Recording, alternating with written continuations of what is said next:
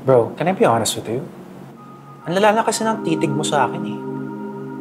Bakit? Ayaw mo ba sa titig ko? Okay lang naman ako sa titig mo, pre. Kaso medyo weird na nakikita ko yung titig mo in public eh. Akala ko ba adik ka sa titig ko?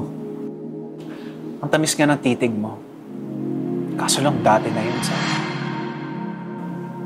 Wala na akong nararamdaman sa titig mo. Paano?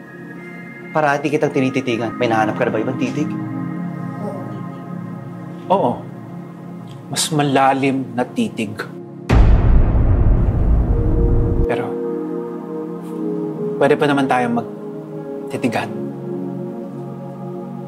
Sa'yo pa rin ang titig ko.